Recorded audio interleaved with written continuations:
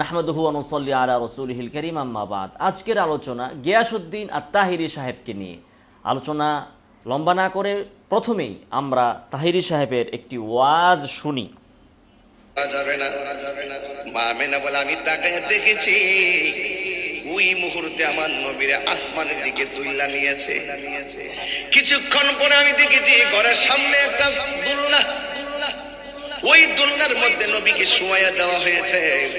শুধুমাত্র তাই নয়, আমি দেখলাম নবীর বদন মুবারকে জান্নাতি ড্রেস মুবারক, চোখের ভিতরে সুরমা মুবারক, বিনা বাতাসে দোলনাটা নড়াচড়া করতেছিল। মা আমেনা বলেন, বিনা বাতাসে দোলনা লড়ে। আব্দুল্লাহ ইবনে আব্বাস রাদিয়াল্লাহু তাআলা আনহু বলেন, ফকফক রাত্রে ভাদ্র পূর্ণিমার চাঁদ আকাশে, নবীর দিকে তাকাইছি, চাঁদের দিকে তাকাইছি, নবীর সৌন্দর্যের কাছে আকাশের চাঁদের আলো হার মেনে গেছে। নবীর সম্মান করছে বানা। হ্যাঁ বন্ধু, বোতল দেখেই বুঝতে পারছেন যে বড় কিছু একটা হবে। চলে আসলো। আসলে এটা 3 কেজি একটা মধুর বোতল। আরে আল্লাহ, এই লোকের নবীর মধু আর সম্মান মধু। করছে বানা। হ্যাঁ বন্ধু, আব্দুল্লাহ ইবনে আব্বাস রাদিয়াল্লাহু তাআলা আনহু বলেন, ইয়া রাসূলুল্লাহ, নবী গো, বিনা বাতাসে দেখছি দোলনাটা লড়ছে। কেমনে লড়লো? কয় হযরতে জিবরাইল লড়াইছে। আপনার দোলনা যখন উত্তরে যায়, আমি দেখলাম আকাশের চাঁদ উত্তরে যায়। আমার নবী বলেন, আমার আল্লাহ আকাশের চাঁদকে আমার খেলার সাথী বানাইয়া দিছে। মধু মিশ্রিত বিষ যাকে বলে, কত সুন্দর করে সুর দিয়ে উনি কি বলে গেলেন এখানে। তাহিরি সাহেব গত বছরও তথাকথিত ঈদে মিলাদুন্নবীর দিন 12 রবিউল আউয়ালে তিনি বলেছিলেন যে আমরা বিনা দলিলে ঈদে মিলাদুন্নবী পালন করে যাব, কোনো দলিল নাই। এই বছর আবার উনি ঈদে মিলাদুন্নবী নিয়ে বাহাস বা মুজাকারার চ্যালেঞ্জ দিচ্ছেন।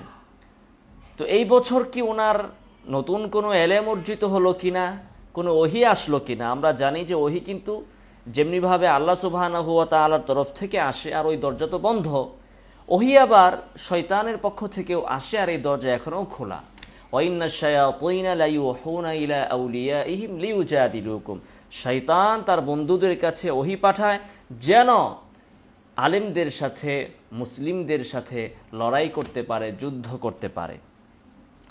তো গিয়াসউদ্দিন আত-তাহিরি সাহেব তিনি ইলমি মুজাকারা কি করবেন, তার কতটুকু এলেম আছে, তার একটা ক্ষুদ্র দৃষ্টান্ত তার এই বক্তৃতার ভিতরে আছে। তিনি এখানে যা তা বলেছেন, ওগুলোর আমি সব বিশ্লেষণে গেলাম না, শুধু একটা কথাই বলি। মানে এখানে তিনি যা বলেছেন সেই কথাটা কোন কোয়ালিটির গাঁজাখড়ি মার্কা বক্তব্য, এগুলোর মানে ফনদের কাছে দাঁড়েও তো নাই। তিনি যে এখানে ভুয়া কথা বলেছেন, ওয়াজ করেছেন, একটা কমন সেন্স যার আছে সেও বুঝতে পারবে। ন্যূনতম পড়াশোনা করেছে, ইসলাম সম্পর্কে জানে এমন মানুষও বলতে পারবে যে গিয়াসউদ্দিন আত-তাহিরি সাহেব এখানে গাঁজাখড়ি বক্তব্য দিয়েছেন। অথচ এখানে তার পাশে পাগড়ি পেঁচায়া আলেম উলামা বসা, পিছনে লোক, সামনে লোক, হাজার হাজার লোক, শ্রোতা, একজন ব্যক্তিও তাকে ধরল না, জিজ্ঞাসা করলো না যে আপনি এগুলো কি বলছেন। উনি বলতেছেন যে রাসূল সাল্লাল্লাহু আলাইহি ওয়াসাল্লামের মা আমেনা তিনি নাকি দেখলেন যে আল্লাহ রাসূলকে আকাশের দিকে তুলে নেওয়া হয়েছে। এরপরে দেখতে পেলেন বাড়ির সামনে, দরজার সামনে একটি দোলনা। সেই দোলনায় আব্দুল্লাহ ইবনে আব্বাস আল্লাহ রাসূলকে বলতেছেন যে আমি দেখলাম, আব্দুল্লাহ ইবনে আব্বাস বলতেছেন যে আমি দেখলাম যে দোলনা একবার ডাইনে যায়, একবার বামে যায়। তখন আল্লাহ রাসূল বললেন যে হ্যাঁ, জিবরাইল এরকম নাড়াচাড়া করেছেন, ফলে দোলনা ডান দিকে গিয়েছে, বাম দিকে গিয়েছে। আব্দুল্লাহ ইবনে আব্বাস তার জন্মই হয়েছে যখন আল্লাহ রাসূলের বয়স 47-48, অর্থাৎ আল্লাহ রাসূলের হিজরতের 3 বছর পূর্বে আব্দুল্লাহ ইবনে আব্বাসের জন্ম। তো তিনি রাসূলকে জন্মের সময় কিভাবে দেখলেন? আল্লাহ রাসূলের দুলনা অবস্থায়, দুলনা ডান দিকে বাম দিকে ঘুরছে, ফিরছে, নড়ছে, তিনি দুলনার সাথে খেলা করছেন, চাঁদের সাথে খেলা করছেন। আব্দুল্লাহ ইবনে আব্বাস এটা কেমনে দেখে, কোত্থেকে দেখে, কিভাবে দেখে? কমন সেন্সেরও তো একটি ব্যাপার আছে। তার জন্ম হয়েছে রাসূলের হিজরতের 3 বছর পূর্বে, অর্থাৎ রাসূল সাল্লাল্লাহু আলাইহি সাল্লামের বয়স যখন 47-48, ওই সময়ে আব্দুল্লাহ ইবনে আব্বাস রাদিয়াল্লাহু তাআলা আনহুমার জন্ম। তিনি রাসূলের দুলনায় খেলা করার দৃশ্য কি করে দেখলেন? এই হচ্ছে তাহিরির ইলমি যোগ্যতা। এই ব্যক্তি নাকি ঈদে মিলাদুন নবী নিয়ে বাহাস করবে, মুজাকারা করবে। আমি তো বলেছি তাহিরি সাহেব, আসুন, আপনি কোথায় বসবেন?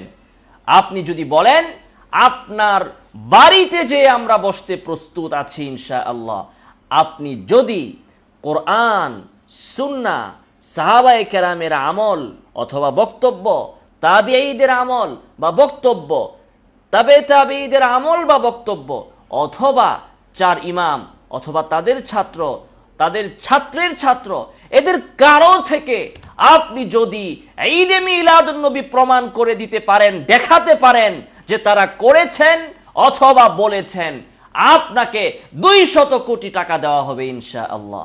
আপনার রাত বিরাত ওয়াজ মাহফিল করে এরকম আজগুবি কিচ্ছা কাহিনী বলে টাকা কামাই করতে হবে না। আপনাকে 200 কোটি টাকা দিব আপনি যদি প্রমাণ করে দেখাতে পারেন যে এদের কেউ ঈদে মিলাদুন নবী করেছেন বা বলেছেন, বা কোরআন সুন্নাতে তাদের কিয়াসে ইজমাতে এগুলো আছে। দেখাতে পারলেই 200 কোটি টাকা আপনাকে দেওয়া হবে।